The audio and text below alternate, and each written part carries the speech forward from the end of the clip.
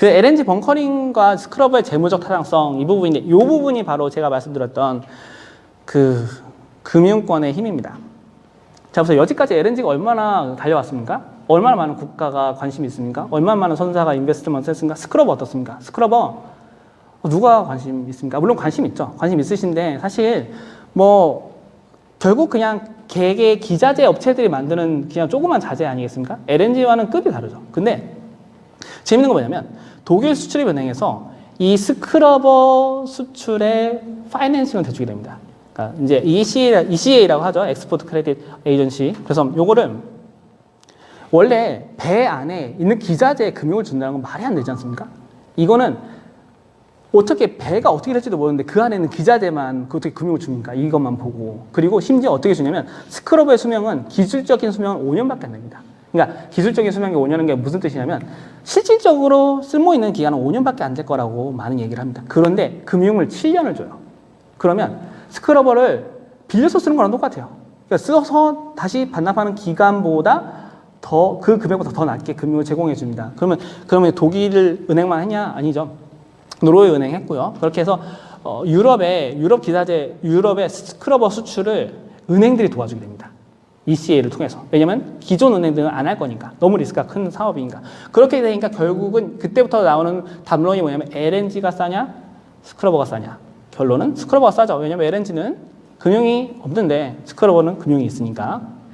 그래서 그것뿐만 아니라 스크러버는 설치 업체들이 발전하게 됩니다. 뭐 알파라발, 뭐 바찔라, 뭐 이런 얘기도 나오지만 스크러버들이 가격을 굉장히 낮춰요. 낮추면서 각자들의 전문 분야가 생깁니다. 어떤 회사는 컨테이너, 어떤 회사는 탱커, 어떤 회사는 로로, 뭐 이렇게 디테일하게 각자만의 전문 분야가 생기면서 스크러버는 빠르게 발전하게 돼서 그래서 저희가 이 분야에 대해서 저희가 선주들이랑 많이 미팅을 했는데 2016년도만 해도 스크러버?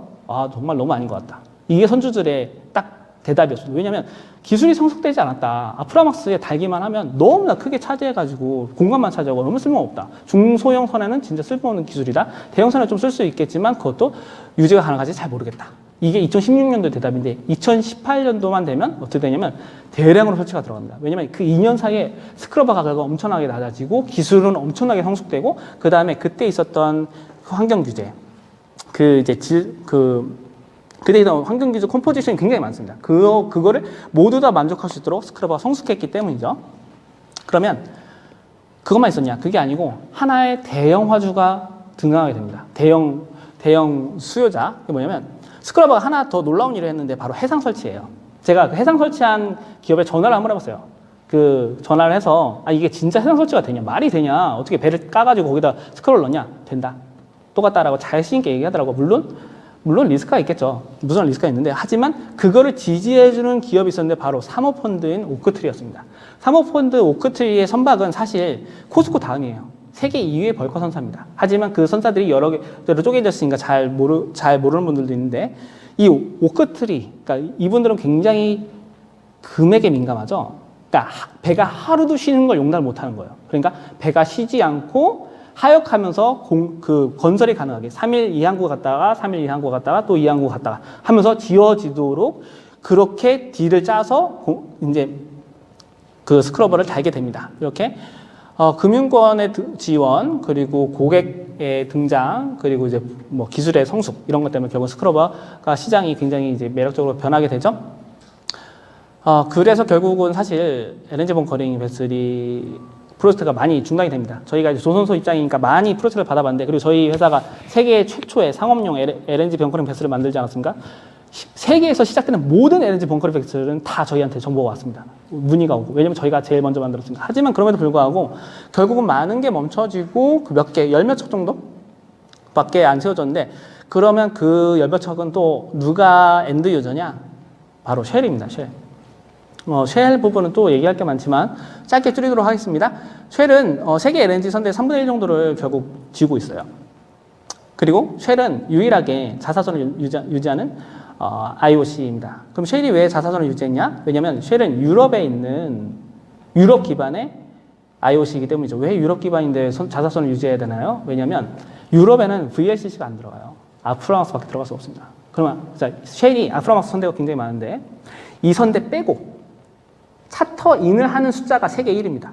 자기들이 운영한 선대 빼고 차터 인을 하는 숫자가 매해 1입니다. 그 정도로 아프라막스를 많이 들고 가요. 왜냐하면 쉘은 유럽 기반인데 아프라막스가 필요하니까. 배가 너무 많이 필요하니까. 그래서 그런 식으로 자사선을 하고 그 다음에 LNG선을 인도하고 게다가 또 BG그룹이라고 LNG선을 많이 보유하면서 LNG 시장에 그 많은 프레전스를 가져왔던 그 그룹을 인수하게 되면서 결국은 LNG 시장을 석권하겠다는 쉘 의도를 이제 쉘이 보이게 되죠. 그래서 LNG 벙커링도 마찬가지로 세계의 3분의 1은 쉘이 보유하고 있습니다.